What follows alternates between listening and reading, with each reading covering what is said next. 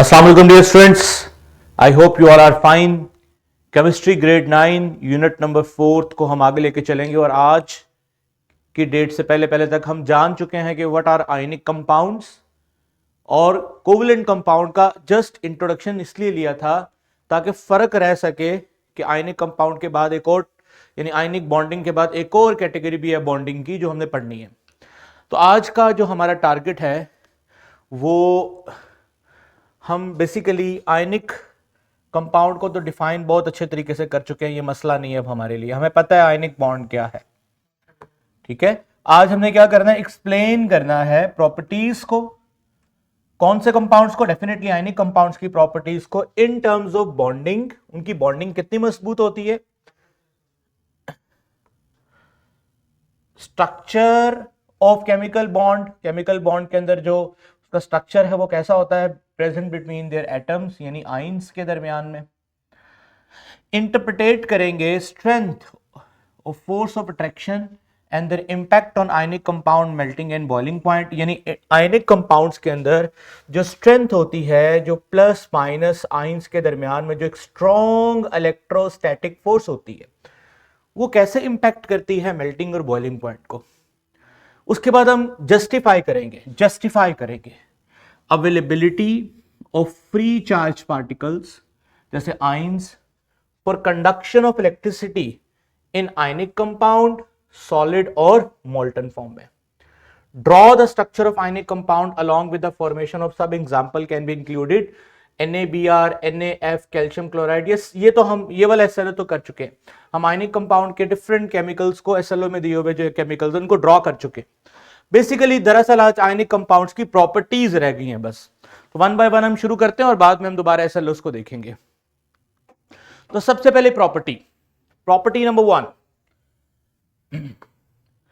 Ionic compounds के दरमियान में सबसे पहले बेटा जान लीजिएगा प्लस माइनस के दरमियान में जो फोर्स होती है उसका नाम मैंने पहले भी बताया हुआ है आपको, इलेक्ट्रोस्टैटिक फोर्स ऑफ अट्रैक्शन।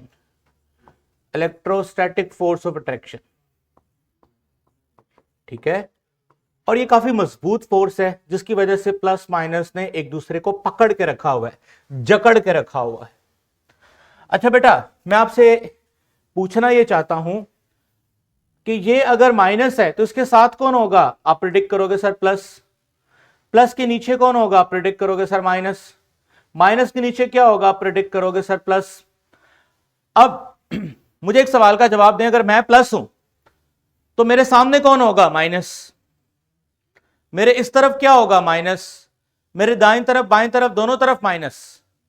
अगर मैं प्लस चार्ज हूं मेरे ऊपर भी क्या है, अगर मैं प्लस हूं तो मेरे ऊपर भी माइनस, मेरे नीचे भी माइनस, पीछे भी माइनस, दाएं बाएं हर तरफ ही माइनस होगा। आसान लफ्जों में बात करूं तो आयनिक बॉन्ड नॉन डायरेक्शनल होता है। आयनिक बॉन्ड जो होता है वो नॉन डायरेक्शनल होता है। नॉन डायरेक्शनल का मतलब क्या है, सबसे पहले डायरेक्शनल का मतलब पता होना चाहिए। डायरेक्शनल होता है कि जब आप किसी डायरेक्शन को स्पेसिफाई कर सकते हैं, मुझे स्क्रीन में लेके आए, जब आप किसी डायरेक्शन को स्पेसिफाई कर सकते हैं। मसलन कल मैंने आपको बताया था वाटर का स्ट्रक्चर दिखाया था, तो उसमें आपने देखा था सेंटर में ऑक्सीजन है और उसकी खास डायरेक्शंस में क्या लगे थे, उनके साथ हाइड्रोजन लगे हुए थे। अब अगर आयनिक कंपाउंड की बात करूं तो आयनिक कंपाउंड में होता क्या है कि अगर एक प्लस है तो उसके चारों तरफ माइनस है, अगर माइनस है तो उसके चारों तरफ प्लस है। किसी एक खास डायरेक्शन में नहीं हम कह सकते कि माइनस है तो प्लस है। जब चीज चारों डायरेक्शन में आके कवर करे उसे हम कहते हैं नॉन डायरेक्शनल। तो याद रखिएगा कि आयनिक कंपाउंड्स जो हैं वो हमेशा नॉन डायरेक्शनल होते हैं, यानी कि उसमें किसी डायरेक्शन पे आप ये नहीं कह सकते कि इस फिक्स डायरेक्शन पे पॉजिटिव है तो इस फिक्स डायरेक्शन पे माइनस होगा। माइनस की चारों डायरेक्शन में पॉजिटिव, पॉजिटिव की चारों डायरेक्शन में negative, that's why they are non directional. चारों डायरेक्शन नहीं कहना चाहिए, इन ऑल डायरेक्शंस कहना चाहिए। अच्छा जी, अगली बात, आप में से बेटा कौन मुझे बताएगा सोडियम सॉलिड है, क्लोरीन जो कि पॉइजनस गैस है, इनके रिएक्शन से NaCl बना जो कि हम नमक खाते हैं, NaCl बना जो हम खाते हैं। क्लोरीन जो एक खतरनाक पॉइजनस गैस थी, वो तो NaCl में भी Cl है, लेकिन इस नमक को हम खाने में इस्तेमाल करते हैं, खाते भी हैं। सोडियम एक रिएक्टिव मेटल था। रिएक्शन से पहले की खसूसियात सोडियम और क्लोरीन की, रिएक्शन के बाद में सोडियम और क्लोरीन की खसूसियात में तब्दीली क्यों आई? आप में से कोई लाइक बच्चा कमेंट करे। रिएक्शन से पहले सोडियम और क्लोरीन इंतहाई खतरनाक केमिकल थे। रिएक्शन के बाद एक ऐसी चीज में तब्दील हो गए जो हम खाने में इस्तेमाल करते हैं। क्यों इनमें इतनी बड़ी तब्दीली वाकया हुई? आप में से कौन इस चीज पे कमेंट्री करेगा और मुझे जस्टिफाई करेगा? इसके लिए आपको अपना प्रीवियस नॉलेज रिवाइज करना पड़ेगा जो हमने जी कंपाउंड बनता है ना, हाँ जी, पहले वाले से बिल्कुल डिफरेंट होता है। जो न्यू कंपाउंड बनता है वो पहले वाले से बिल्कुल डिफरेंट होता है। क्यों? क्योंकि रिएक्शन की वजह से केमिकल प्रॉपर्टीज डिफरेंट हो जाती है। यही तो खास बात है, difference between what is chemical reaction. Chemical reaction करता ही क्या है? जो था पहले वो था, रिएक्शन के बाद वो नहीं रहेगा। सोडियम खतरनाक था, क्लोरीन खतरनाक गैस थी, लेकिन रिएक्शन के बाद क्या हो चुका है? एक कंप्लीटली नया प्रोडक्ट बना है। आप ये नहीं कह सकते कि सोडियम क्लोराइड में सोडियम अपनी खसूसियात बरकरार रखेगा, क्लोरीन अपनी खसूसियात यहां बरकरार रखेगा। नहीं नहीं नहीं, रिएक्शन का मतलब ही क्या होता है कि जब ये रिएक्शन हो, रिएक्शन तकमील में पहुंचे, रिएक्टेंट प्रोडक्ट में पहुंचे, तो रिएक्टेंट की तमाम पुरानी बातें खत्म हो जाएं और नए प्रोडक्ट में जाए। अब NaCl की अपनी खसूसियात होंगी। NaCl की क्या अपनी खसूसियात होंगी? NaCl सॉलिड होगा, खाने में भी इस्तेमाल कर सकते हैं, ये इसका high melting and boiling point होगा as compare to chlorine and sodium. बिल्कुल शाबाश, बहुत सही जवाब दिया। और ये बाकी बच्चे भी नोट फरमा लें, ये केमिकल रिएक्शन की यही खसूसियत होती है कि पहले जो भी था, मसलन एक और एग्जांपल दे देता हूं, hydrogen gas, oxygen gas, hydrogen gas, oxygen gas, hydrogen और ऑक्सीजन के मिलने से क्या बनता है? H2O। H2O क्या है? लिक्विड। आप ना हाइड्रोजन को पी सकते हैं ना ऑक्सीजन को पी सकते हैं, लेकिन पानी को पी सकते हैं। हाइड्रोजन की अपनी खसूसियात थी, ऑक्सीजन की अपनी खसूसियात थी। केमिकल रिएक्शन के नतीजे में जो नया प्रोडक्ट बना उसकी नई खसूसियात है। तो इसी तरह आयनिक कंपाउंड्स जो होते हैं उनमें जो पॉजिटिव और नेगेटिव केटाइंस और एनाइंस होते हैं वो अपने पेरेंट एटम से मुकम्मल तौर पे डिफरेंट होंगे और ये एक दूसरे के साथ जकड़े होंगे एक मजबूत इलेक्ट्रोस्टैटिक फोर्स ऑफ अट्रैक्शन की वजह से, जिसकी वजह से इनको अलहदा करना बहुत मुश्किल काम है। प्लस माइनस को अलहदा करना बहुत मुश्किल काम है। अलहदा करने का मतलब इन्हें मेल्ट करना और दूर दूर करने का मतलब इन्हें बॉयल करना। What is melting? थोड़ा सा मैं समझाता हूं। मिसाल के तौर पे मैं आपको एक सिमुलेशन के थ्रू ये मेल्टिंग एंड बॉइलिंग पॉइंट समझाता हूं। ये वाली देखो प्ले हुई है, ये वाली। चलें दूसरी कॉलम पे।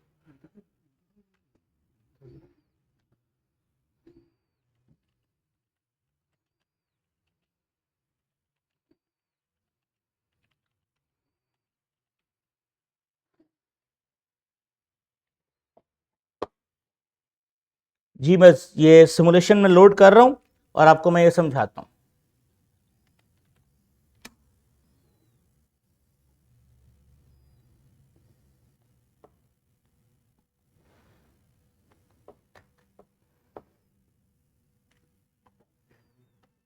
चले जी बेटा गौर कीजिएगा।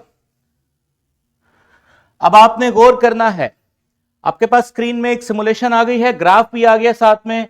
मैं इसको रन करने लगा हूं। अभी पार्टिकल अपनी जगह फिक्स हैं। मैं चाहता हूं इन्हें थोड़ा मूव कर, इनको इतना दूर कर दूं।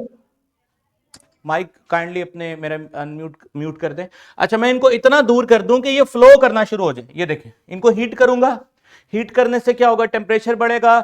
और आप ग्राफ में देखो, शाबाश, ग्राफ में साथ साथ गौर करो। जैसे जैसे वक्त बढ़ रहा है टेम्परेचर राइज कर रहा है और एक टाइम के बाद क्या होगा कि ये पार्टिकल इस काबिल हो जाएंगे कि ये थोड़ा बहुत फ्री मूव कर सकते हैं।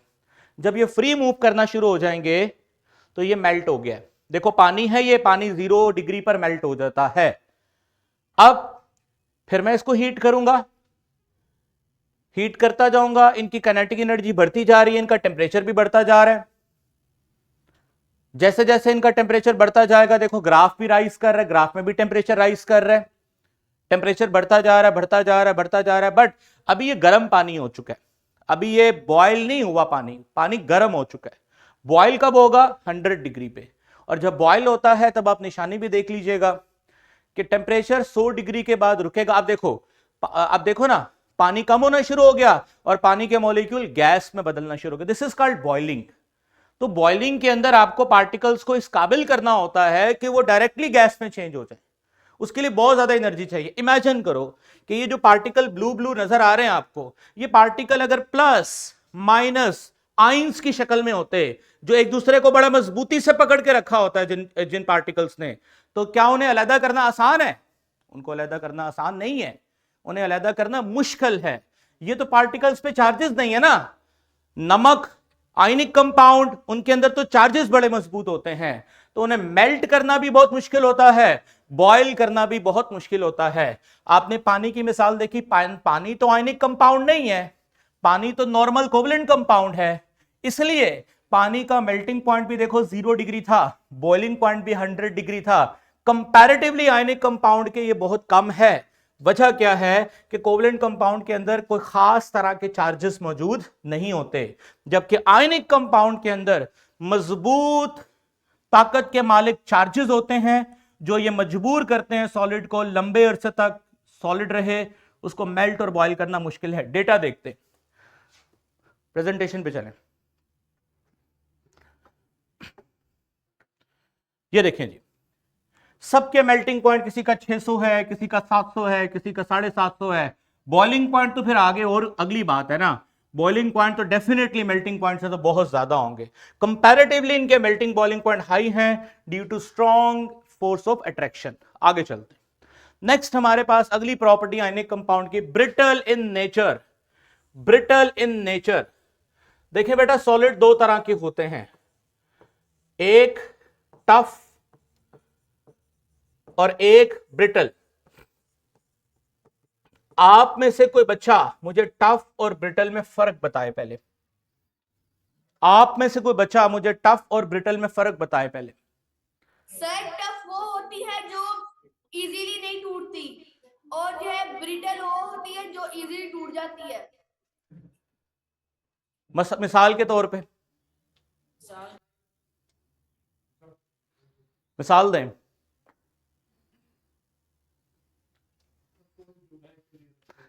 मसलन लड़के और लड़कियां दोनों में क्या फर्क है?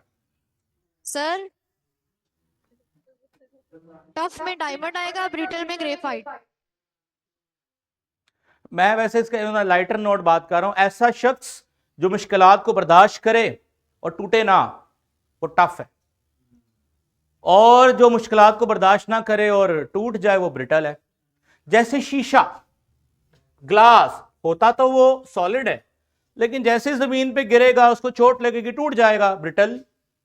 लोहा, आयरन है तो वो भी, आयरन भी सॉलिड है, लेकिन उसको हम नीचे जमीन पे गिराएंगे वो टूटेगा नहीं, वो हार्ड है। अभी मैं आपको एक वीडियो दिखाता हूं, ये वीडियो प्ले करें जी। और इस वीडियो में देखिएगा कि जो गौर से इस कंसेप्ट को समझना है, तो दरअसल आयनिक कंपाउंड में प्लस ने किसको पकड़ा होता है? माइनस को। माइनस ने किसको पकड़ा होता है? प्लस को।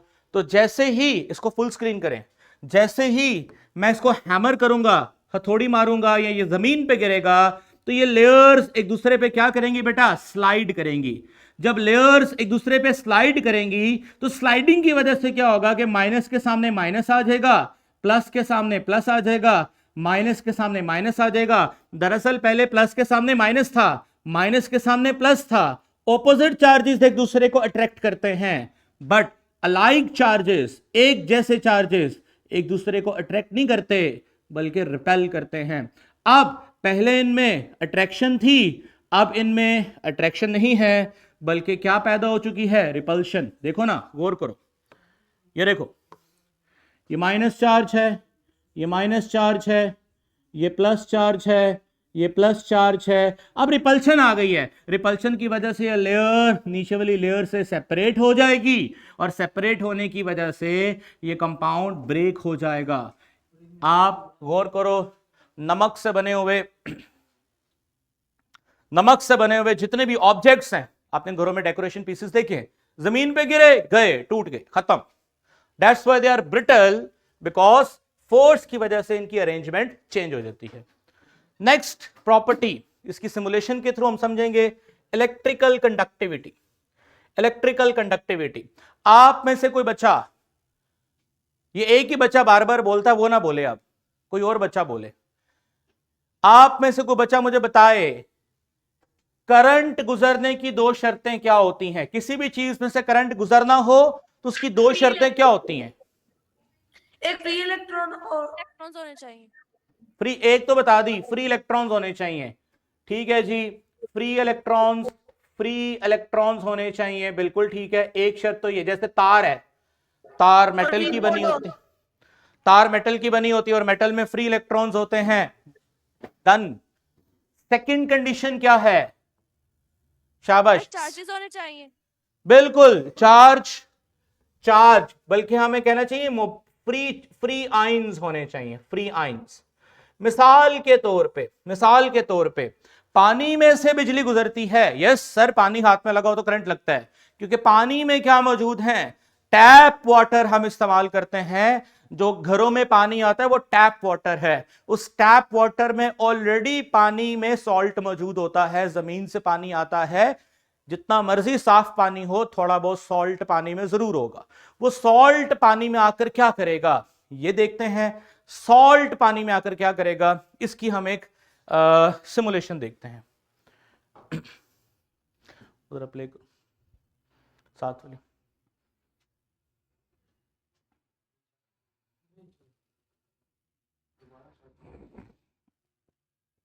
सिमुलेशन लोड करते हैं, फिर आपको दिखाते हैं।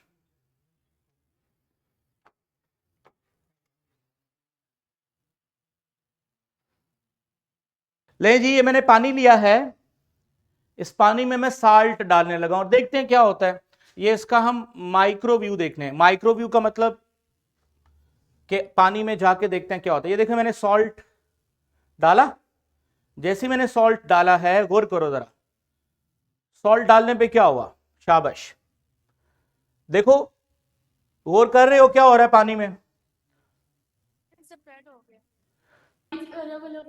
आइंस अब आप मुझे वजह बताएं, क्यों आइंस क्यों अलग अलग हो गए? वजह क्या है? वजह भी तो होगी कोई, शाबाश, वजह भी तो होगी कोई। ये देखो, दरअसल ये पानी का स्ट्रक्चर है, ये पानी का स्ट्रक्चर है। पानी, आपको इसमें जो व्हाइट व्हाइट बोल नजर आ रहे हैं ये हाइड्रोजन है, ये फुल स्क्रीन करें, और ये आपको रेड रेड बोल जो नजर आ रहे हैं ये ऑक्सीजन है। अब ये देखो, ये पानी के ऊपर ना, ये देखिए, पानी के ऊपर अगर आप गौर करो तो चार्जेस भी आपको नजर आ रहे हैं, यानी कि ऑक्सीजन के ऊपर माइनस, हल्का सा माइनस चार्ज नजर आ रहा है। ये आइंस वाला चार्ज नहीं है, ये हल्का सा माइनस चार्ज है। इन्हें बोलते हैं पार्शियल चार्जेस। इनकी वजह आपको कोवेलेंट कंपाउंड्स पे बताएंगे। और हाइड्रोजन पे आपको पॉजिटिव चार्ज नजर आ रहा है, हल्का सा। अब इसका मतलब क्या है कि पानी में जब मैं नमक डालूंगा, पानी में जब मैं नमक डालूंगा तो नमक पानी में किस तरह हल होगा? गौर करो जरा, जो ऑक्सीजन माइनस था ऑरेंज कलर का, उसने सोडियम को पकड़ लिया, क्योंकि माइनस किसको अट्रैक्ट करता है? प्लस को। और जो सोडियम था, जो क्लोराइड था जिसपे माइनस चार्ज था, उसके गिर्द देखो क्या जमा हो रहा है, शाबाश, उसके गिर्द क्या जमा हो रहा है? वाटर का पॉजिटिव जमा हो रहा है। तो आसान लफ्जों में बताऊं तो पानी के अंदर भी चार्जेस होते हैं। जैसे ही नमक को पानी में डालते हो तो पानी के चार्जेस नमक को घेरते हैं, और नमक में मौजूद प्लस पानी के माइनस के पास चले जाता है। इसी तरह नमक में मौजूद माइनस पानी के पॉजिटिव के पास चले जाता है। रेनेसेंस स्कूल क्या क्वेश्चन है आपका? शाबाश करें। सर, अगर सिंपल वाटर हॉर्स के अंदर सॉल्ट ना हो तो क्या इलेक्ट्रिसिटी कंडक्ट नहीं करती? नो, बिल्कुल भी नहीं। सिंपल प्लेन वाटर में जो डिस्टिल वाटर होता है, प्योर वाटर, उसमें से करंट फ्लो नहीं करता। ठीक है, इसका मतलब ये हुआ कि हम जो, अच्छा अब गौर करो जरा, अब मैं क्या करने लगा हूं, मैं इसमें ना सॉल्ट डालने लगा, ये मैंने सॉल्ट डाल दिया। अब आपको ये पता तो है, मुझे दोबारा बताने की जरूरत नहीं है, ये सॉल्ट डालने से होगा क्या, आप जानते हो, सॉल्ट डालने से वो हल हो गया है। अब मैं क्या करने लगा हूं, सॉल्ट डालने के बाद, सॉल्ट डालने के बाद जो कि मुझे यकीन है इसमें हल हो जाएगा, मैं इसमें से क्या करता हूं, एक सर्किट बनाता हूं जिसके साथ एक बल्ब लगा होगा और बैटरी लगी होगी, और साथ बैटरी के वो दो टर्मिनल प्लस और माइनस, मैं वो इसमें डाल देता हूं। तो गौर करो, क्या बल्ब रोशन हो रहा है? फुल स्क्रीन पे बल्ब रोशन हुआ? जी सर, हो रहा है। क्या मैं सॉल्ट और डालूंगा तो क्या बल्ब तेज होगा? होगा। क्यों? इलेक्ट्रिसिटी ज्यादा प्रोड्यूस होगी। तो इसका साफ साफ मतलब क्या हुआ कि जरूरी नहीं कि फ्री इलेक्ट्रॉन्स की वजह से ही करंट फ्लो करे, जरूरी नहीं कि फ्री इलेक्ट्रॉन्स की वजह से भी करंट फ्लो करे।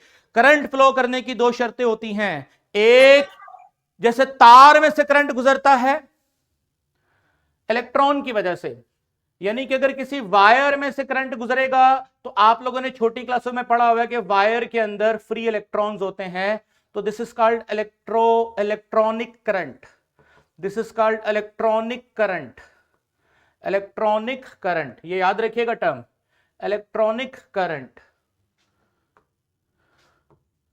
Electronic current. अगर किसी सॉल्यूशन में से करंट गुजरता है, जैसे पानी में से करंट गुजरता है, क्योंकि पानी में क्या मौजूद होते हैं, मोबाइल, मोबाइल आयंस, मोबाइल का मतलब क्या होता है बेटा, फ्री आयंस।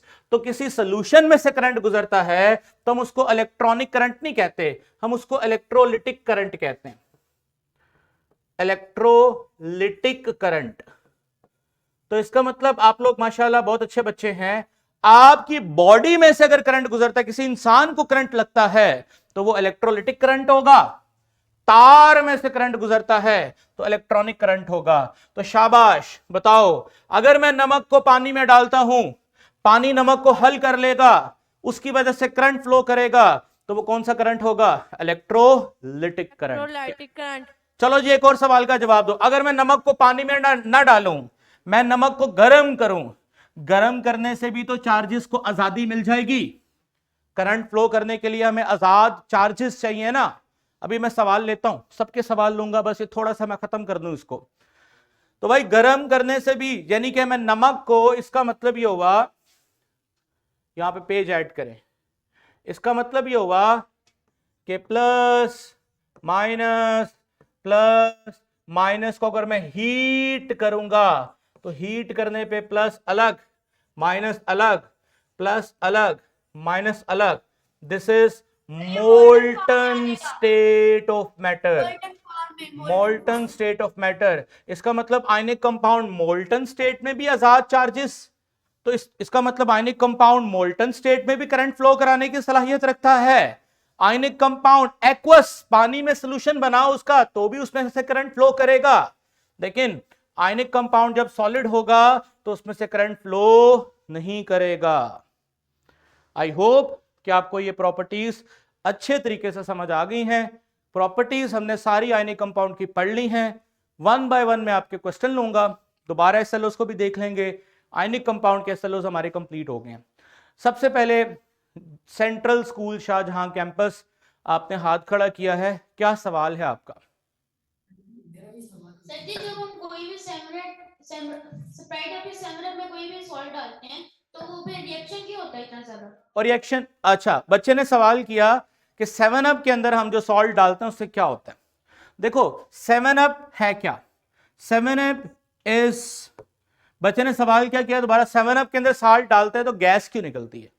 देखो वो होता क्या है कि 7 अप होता है पानी, पानी में कार्बन डाइऑक्साइड डाली होती है और साथ में फ्लेवर डाला होता है, 7 अप वाला फ्लेवर बेसिकली कार्बोनेटेड वाटर होता है, यानी कि कार्बोनेटेड वाटर का मतलब H2CO3, अगर मैं इसको इकट्ठा लिखूं ना तो ये बनता है H2CO3। इसके अंदर जब आप साल्ट डालते हो, मसलन आपने नमक डाल दिया, तो इनके दरमियान में रिएक्शन होता है। रिएक्शन क्या होता है, सबसे पहले तो जान लो, रिएक्शन में होगा सोडियम और कार्बोनेट मिलकर बनाते हैं सोडियम कार्बोनेट, ठीक है, और साथ में H2 और Cl मिलते हैं और ये बनाते हैं HCl। सेकेंडली कार्बोनेट अगर देखो तो इसके अंदर से कुछ कार्बोनेट डिसोसिएट होता है किसकी फॉर्म में, कार्बन डाइऑक्साइड गैस की फॉर्म में, ठीक है। और ये कार्बन डाइऑक्साइड गैस बेसिकली फिर बाहर निकलती है। आसान लफ्जों में बताऊं तो नमक को जैसे ही आप बोतल में डालते हैं तो बोतल में मौजूद कार्बोनेट रिलीज करता है कौन सी गैस, कार्बन डाइऑक्साइड गैस, और वो कार्बन डाइऑक्साइड गैस पे बाहर निकलती है। ये क्वेश्चन टॉपिक में से नहीं है, बहरहाल एक इंफॉर्मेटिव क्वेश्चन था। जेटी सवाल है। जी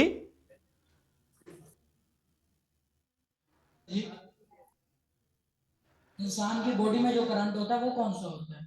इंसान की बॉडी में करंट, डेफिनेटली इंसान की बॉडी में डिफरेंट तरह के इलेक्ट्रोलाइट्स हैं। हम लोग, हमारी बॉडी में डिफरेंट तरह के सॉल्ट्स हैं। तो फर्स्ट ऑफ ऑल अल्लाह ने प्रोटेक्शन रखी हुई है, इंसुलेशन दी हुई है हमारी बॉडी में in the form of fat. लेकिन अगर हम किसी हाई वोल्टेज करंट को पकड़ लें तो हमारे ब्लड के अंदर जो चार्जेस हैं, आयंस हैं, सॉल्ट्स की आयंस हैं, उसकी वजह से करंट फ्लो करता है फिर, ठीक है। इसकी ज्यादा डेप्थ में जाएंगे तो बहुत ज्यादा और भी हमें चीजें डिस्कस करनी पड़ेंगी। जेटीएन स्कूल, एक्सक्यूज मी सर, अगर हम प्योर वाटर को बॉईल करें तब उससे करंट पास हो सकता है? नहीं, प्योर वाटर बॉयल होगा तो वो उसमें से करंट पास नहीं होगा, क्योंकि प्योर आप शायद सोच रही हैं कि ये अगर प्योर वाटर का ये फार्मूला है जिसमें ये चार्जेस हैं, तो अगर मैं इसको गर्म करूंगा तो ये बॉन्ड ब्रेक हो जाएंगे, इस तरह पॉजिटिव अलग हो जाएगा, नेगेटिव अलग होगा। नहीं नहीं नहीं, बॉन्ड ब्रेक वाटर के जब आप बॉयल करते हैं तो नहीं होते। बस यूं समझ लो कि पानी के मॉलिक्यूल एज अ होल करीब करीब हैं तो सॉलिड हैं, हीट करोगे तो ये पानी के मॉलिक्यूल दूर हो जाते हैं, गैस में चेंज हो जाते हैं, आयंस आजाद नहीं होते पानी के बॉयल करने पे। तो बॉयल करने पे पानी में से करंट फ्लो नहीं करेगा। जी, little star model school Sheikhupura. अस्सलाम वालेकुम सर जी। वालेकुम अस्सलाम। सर जी, जब पानी में हम नमक डालते हैं तो पानी के आयंस क्यों नहीं आजाद होते? बहुत अच्छा सवाल किया। दरअसल नमक ही होते हैं आजाद। पानी में जब हम नमक डालते हैं तो पानी के आयंस क्यों नहीं आजाद होते? बड़ा जबरदस्त। सबसे पहले तो बेटा आप ये बात समझ लें कि पानी में आयंस नहीं है। पानी में क्या फर्क है मैं आपको बताता हूं।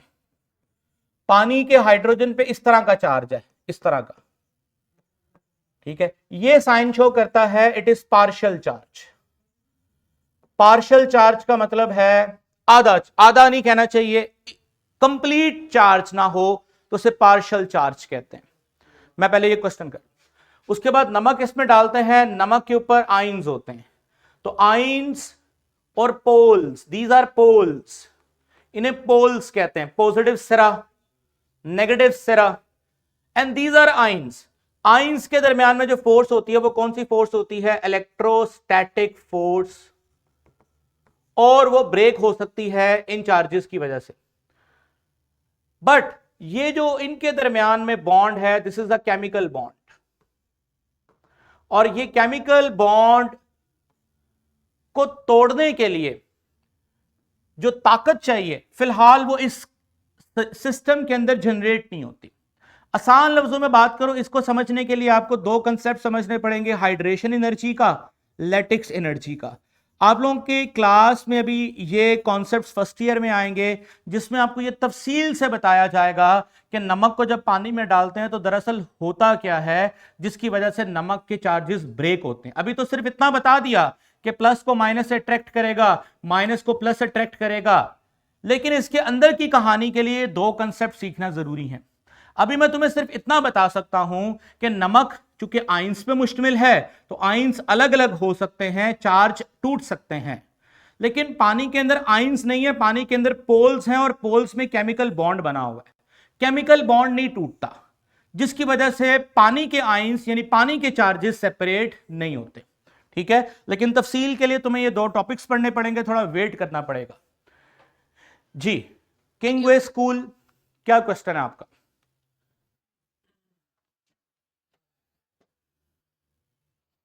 जी, किंगवे स्कूल, क्या क्वेश्चन है आपका? सर ये जो वाटर है इसमें साल्ट होते हैं वो हम पानी पीते हैं, जो उनसे पानी में साल्ट नहीं होते बिल्कुल नमक वगैरह, वो कहाँ पे यूज होते हैं वो पानी? बहुत अच्छा सवाल किया सर। जो हम टैप वाटर इस्तेमाल करते हैं उसमें तो सॉल्ट होते हैं, वो जरूरी नहीं सॉल्ट नमकीन हो। एक बात याद रखें, जरूरी नहीं होता सॉल्ट नमकीन हो, सॉल्ट टेस्टलेस भी होते हैं। अच्छा, बच्चे का सवाल है कि सर हम जो बिल्कुल प्योर वाटर है तो बेटा वो लेबोरेटरी में इस्तेमाल होता है, क्योंकि अगर लेबोरेटरी में पानी को एज अ रिएक्टेंट यूज करना है तो मैं फिर खालिस डिस्टिल वाटर इस्तेमाल करूंगा ना, मैं टैप वाटर तो नहीं इस्तेमाल करूंगा। मिसाल के तौर पे मुझे एक रिएक्शन कराना है जिसमें पानी रिएक्टेंट के तौर पे काम आता है, अगर मैं नलके से पानी लेके आऊंगा तो उसमें मैग्नीशियम भी होगा, उसमें कैल्शियम भी होगा, तो मेरा तो रिएक्शन खराब हो गया। तो लेबोरेटरी में रिएक्शन परफॉर्म करवाना हो वाटर की वजह से तो उसके लिए फिर हम डिस्टिल यानी प्योर वाटर का इस्तेमाल करते हैं। शुक्रिया। Little star, little star. Sir ji लेकिन जी कोवलेंट बॉन्ड ज्यादा मजबूत होता है या आयनिक? बेटा टेक्निकली आयनिक बॉन्ड मजबूत होता है, क्योंकि अब हम आगे कोवलेंट बॉन्ड पढ़ने लगे हैं तो उसकी वजह वहां जाके बताऊंगा। कोवलेंट बॉन्ड इतना मजबूत नहीं होता, ठीक है, मगर टेक्निकली। जी जी मगर NaCl के अंदर बना होता है आयनिक बॉन्ड और वाटर के अंदर कोवलेंट बॉन्ड, बेटा मैं आपको तो बता फिर रहा हूं ना, आयनिक क्यों टूटता है? मैं आपको बता रहा हूं ना कि उसके लिए आपको ये दो टॉपिक्स पढ़ने पड़ेंगे, hydration energy and lattice energy. ये दो कंसेप्ट्स की वजह से आपको समझ आएगा कि क्यों वाटर ब्रेक नहीं होता और क्यों नमक जो है वो ब्रेक होता है।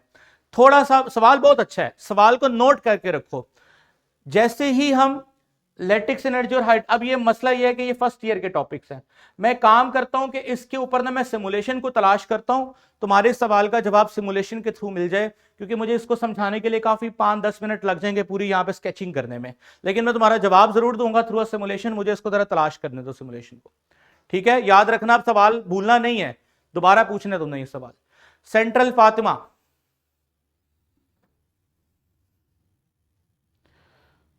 Central Fatima sir ji. आपने अभी बताया था कि वायर्स के अंदर से करंट पास होता है फ्री इलेक्ट्रॉन्स की वजह से, और आपने दूसरी बात बताई थी कि पता नहीं किसके अंदर करंट पास होता है फ्री आयंस की वजह से। मैंने बोला वायर में से करंट पास होता है फ्री इलेक्ट्रॉन्स की वजह से, इलेक्ट्रॉनिक करंट। किसी सोल्यूशन में से, जैसे पानी में से, जैसे ह्यूमन बॉडी में से अगर कोई करंट फ्लो करता है तो वो फ्री इलेक्ट्रॉन्स की वजह से नहीं करता, वो फ्री आयंस की वजह से करता है। फ्री आयंस की वजह से जो करंट फ्लो करता है उसको इलेक्ट्रोलिटिक कंडक्शन कहते हैं। इलेक्ट्रॉन्स की वजह से जो करंट फ्लो करता है उसको इलेक्ट्रॉनिक कंडक्शन कहते हैं, ठीक है। Conduction means current, conduction means current. Central school Shahjahan campus, क्या सवाल है आपका? सर जी जब हमें कोई भी सर भी जख्म होता है, मतलब जो चोट पहुंचती है, तो पुराने लोग ऐसा करते थे, उसके ऊपर ना बहुत ज्यादा नमक लगा देते थे जिससे जख्म हील हो जाता था कुछ ही कम देर में। बेटा सवाल समझ नहीं आया मुझे, दोबारा रिपीट करना। सर जी जहाँ पर जख्म होता है, मतलब जब हम कहीं पे गिर जाते हैं, चोट लग जाती है, जहाँ पे जख्म होता है, तो पुराने लोग ऐसे करते थे, वहां पर बहुत ज्यादा जख्म, मतलब जख्म पे बड़ा नमक लगाते थे। ये बायो वाले सर आपको बताएंगे, बायो वाले सर बिल्कुल मेरे साथ खड़े हैं, तो ये आपको बताएंगे क्योंकि ये बायोलॉजी के एंगल से इसको करेंगे, ठीक है। बाकी इंशाल्लाह कल आगे कोवलेंट कंपाउंड्स को पढ़ते हैं। अगर मैं कल केमिस्ट्री के पर्सपेक्टिव से भी बता दूंगा, अभी बायो वाले टीचर जो हैं वो उसको बायो के एंगल से बताते हैं। Okay students, Allah Hafiz, thank you.